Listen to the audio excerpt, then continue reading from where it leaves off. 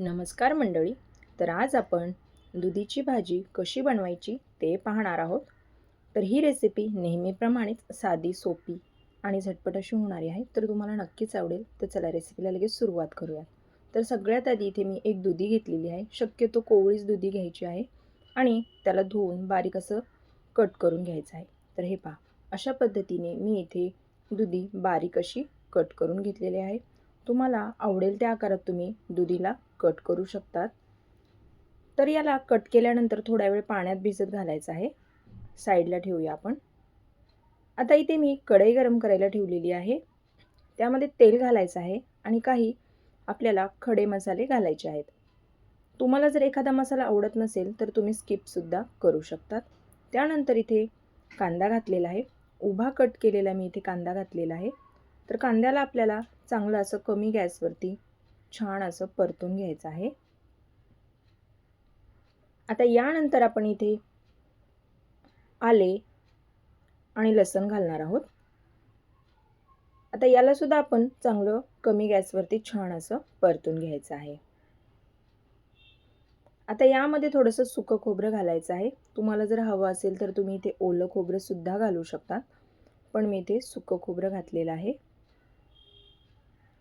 आता याला कमी गॅसवरती छान असं आपण परतून घेणार आहोत. आता लगेच यामध्ये हिरवी मिरची आणि लाल मिरची मी दोन्ही पण घातलेल्या आहेत. तुम्हाला आवडत असेल तर घाला, नाही घातलं तरीसुद्धा चालेल. आता याला चांगलं आपण परतून घेणार आहोत. छान असं हे परतलं की लगेच आपण यामध्ये थोडासा टोमॅटो घालायचा आहे, बारीक कट केलेला. आणि हे साईडचं जे आपण मिश्रण आता आपण भाजून घेतलं होतं ते आता आपण काढून घेऊया. टोमॅटोला छान असं आपण परतून घेणार आहोत. तुम्हाला हवं असेल तर तुम्ही हे भाजीमध्ये सुद्धा परतून घेऊ शकतात, पण आपल्याला हे याच मिश्रणामध्ये टोमॅटो वाटून घ्यायचं आहे. यामुळे भाजीला खूप छान अशी टेस्ट येते.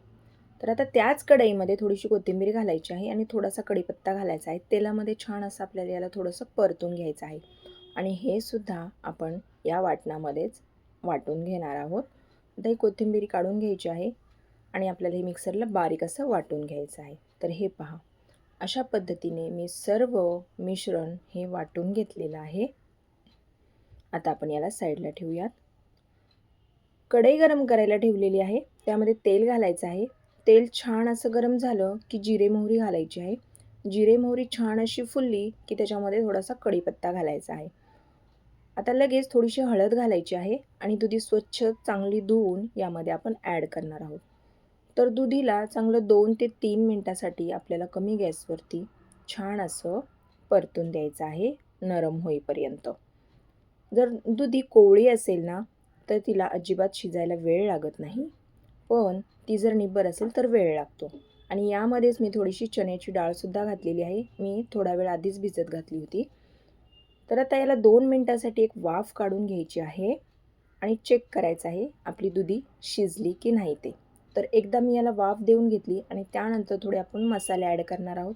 तर मी इथे गरम मसाला आणि लाल तिखट गोडा मसाला घातलेला आहे, 1-1 चमचा.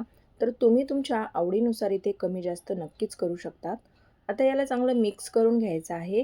गॅसची फ्लेम आपल्याला लोच ठेवायची आहे. जर फास्ट गॅस असेल तर भाजी आपली खाली डागण्याची शक्यता असते आणि त्यामुळे भाजीला करपट वास येतो.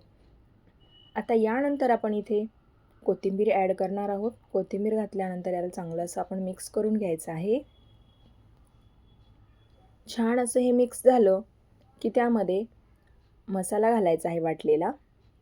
थोडा थोडा करून मसाला घालायचा आहे आणि चांगलं याला पण आपण कमी गॅसवरती छान असं या भाजीसोबत मसाल्याला, या ग्रेव्हीला चांगलं असं परतून घ्यायचं आहे. जेवढं आपण छान परतवू ना तेवढी भाजीला टेस्ट छान येते. आणि यामध्ये आता पाणी घालायचं आहे.